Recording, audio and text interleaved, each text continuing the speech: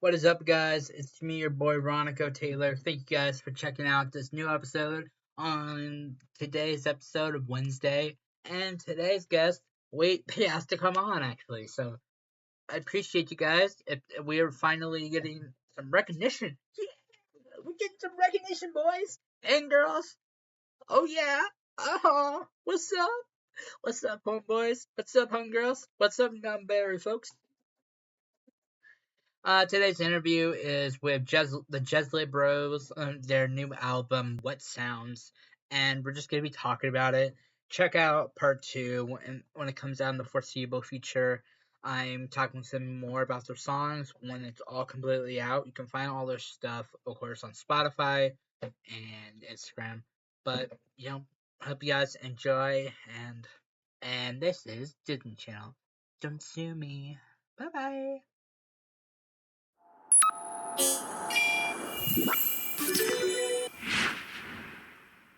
Looking at your socials, I've kind of realized you at least in my from what I've seen, you guys are mostly starting out. Is that correct?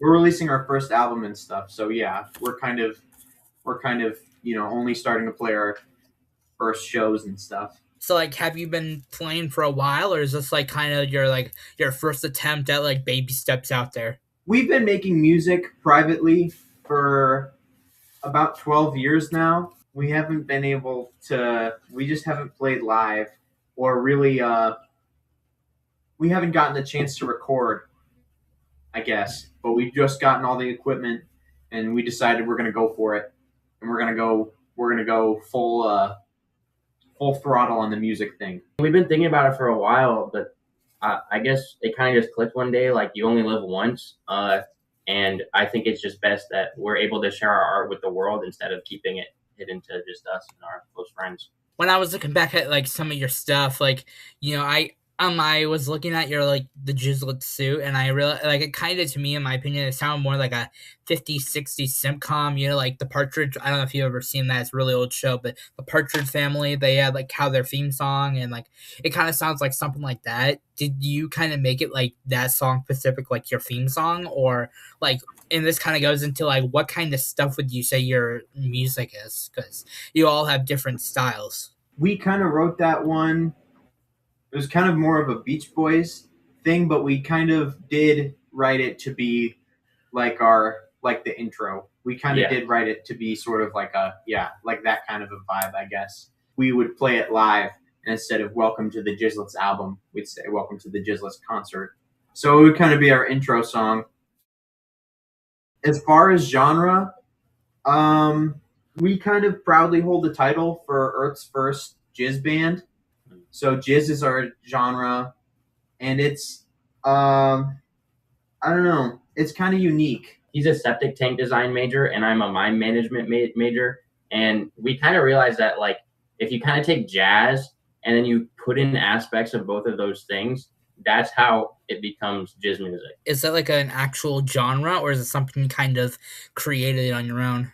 A little bit of both. Yeah. How do you mean? Can you explain more?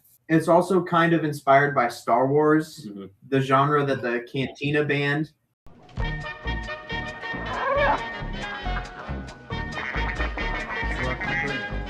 So we figured we'd bring that to Earth, because that's only in outer space in Star Wars. Tatooine, yeah. Tatooine. We spent a couple summers there, so. Oh yeah, it's beautiful.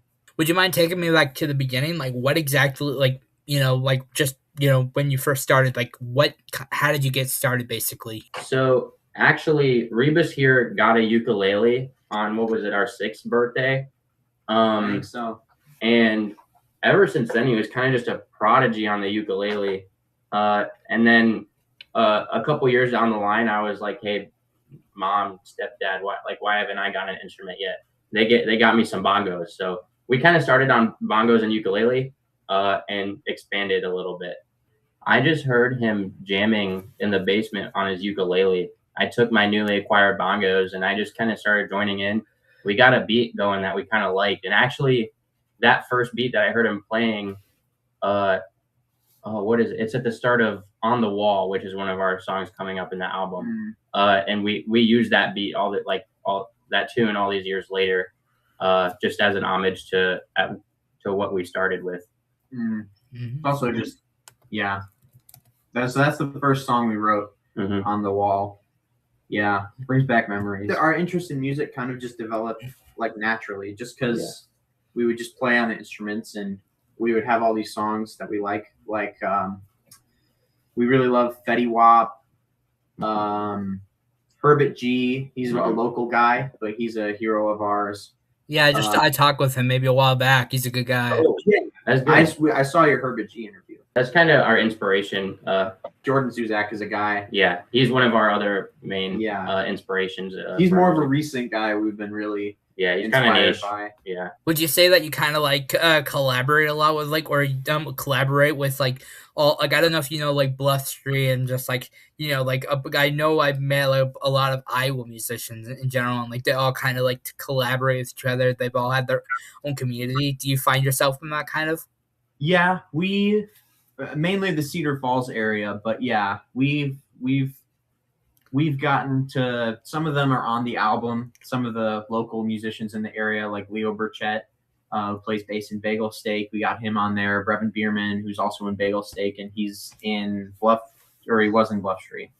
We have Lil J on piano on one of them too. If you're familiar with Lil J. Yeah. We're working on getting a show with some Cedar Falls people though. So stay tuned in the future. I don't want to speak on it before it's confirmed though. What are the show plans for like your whole album? Like you're going to be releasing this on the 8th of August. Like are you going to be like, I don't know, a tour in a sense, or is it going to be like you're just kind of releasing and play whatever you can get? It's kind of going to be the latter. Yeah, we're going to release it. Maybe reach out to a couple places here and there. We're currently in the talks to open for somebody in September. But that's in its planning stages. Other than that, we don't really have anything planned other than maybe like here and there going to like songwriter nights, which they have at the Octopus Bar in Cedar Falls. I guess we're not super concerned about touring. We just kind of want to get our music out there first, and we'll play a couple shows and get our name out there. But we're just kind of want to put ourselves online, and you know, I would love to tour Norway. But a dream of ours. We can't. Yeah, we recently filmed a couple videos we're going to be putting out, just kind of like sketch videos and a couple videos of us just like jamming and singing songs. And we're trying to get out there a little bit more on social media. It's been rough because we haven't gotten many views yet, but I think with the exposure, we could probably get like a snowball effect going and get some more people interested. Why the title like Wet Sound for your album in general? We were recording our album, and we kind of had a little bit of like studio magic happen because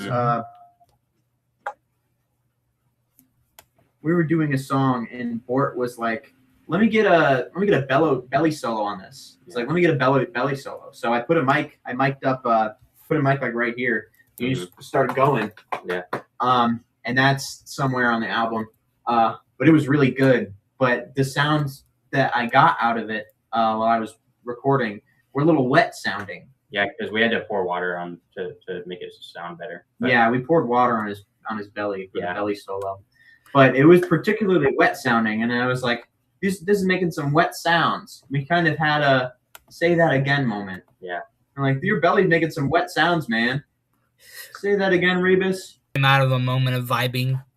Yeah, exactly. What was it like to collaborate with Cyrus O'Malley? Because you collaborated it on your post that says she looks like a dog. Looks like my dog. You kind of collaborated with him on that. We didn't mention him earlier in the. Oh, sorry, Cyrus. But yes, he is another local guy who we got to know him, and yeah, he agreed to produce our song. It was a great experience because he makes more heavy music typically than we do. So, you know, it was a little interesting. Yeah, he just took what we did and kind of made it heavier. So Cyrus it up a little bit. But yeah, he added a bunch of cool stuff. Mm-hmm. He's a really great, really good musician. If you listen, the track's not out right now, but it will be. When you listen to the "She Looks Like My Dog" track, you'll hear animal sounds, That's entirely Cyrus and Rebus here. They did all those sounds. There's one in Bort. But you can hear when it's Bort. Yeah, he's not very good at making animal noises. Yeah, he's good at like barking and meowing like a kitty cat. I've had many years of practice. Mm-hmm. With it being your first one, do you find it like it was like a huge opportunity? Oh yeah, it was massive. Definitely. It was great. We already cut a few tracks on our own, and to have somebody else there was a good switch up. Yeah. It was also good because we got to bounce ideas back and forth off of each other, such as the dog barking. Yeah. Yeah, and some other stuff. But yeah, and yeah, he also did a cover of our song "Shut Up, Mom," which was really, really interesting. It was cool. He did it in like 7/8 or something in some sections, so it was very neat, and it really spoke to the anger of "Shut Up, Mom." Yeah. The message of that song. And he also actually got Jenkins LaFrizz on that song too, which is crazy. Oh my gosh, I can't believe he got Jenkins to do it. Yeah. How long have you been working on this like album and just the entirety? Like, has this been like a year project or? Considering On the Wall we wrote 12 years ago, that's really where we started. But the other songs on it were about in December. I think we started like December of 2025. Yeah, we wrote some of these songs here and there, but we really got to recording and like locking in on it in around December, November of last year. Have you thought about maybe the next album, or is this just like you're gonna vast in the moment? Oh, we have plans. Yeah, we have plans for albums ahead. We've got plans. How far ahead? Oh, like 9 or 10. Yeah. Jesus. Okay. I'm gonna say 12, but I think some of those are in the baby stages. Yeah, while other ones are more. Yeah. Why so many? It's just we have so much to put out in the world. Once we got the ball rolling, it was just like an avalanche of ideas. Yeah. Many different things we can do and write about. Many different songs we can play and stuff. Who takes like each stage? Like, there's obviously the person who's like writing down the lyrics, then like they're recording it and whatever they can. Like, could you like talk me through like how do you basically do that all? So Rebus is our mixing master. He has all of the program and whatever the software, and he mixes all the tracks, gets them to the right levels and whatnot. The only thing of course, I'm on vocals with him, and we both write together. The only instrument I'm really on is piano, like slightly in one of them, and then bongos throughout the rest of it. So. He's got his famous belly solo. Yeah, that like too. we stated. And then like guitar, mostly him. Yeah, most of the guitars are me. Good amount of the piano is me. I didn't do any of the live drums, but I did some programmed drums. So that's kind of our process. And then I mix most of it, but he's the social media guy. He's got the connections and stuff. He knows what he's doing.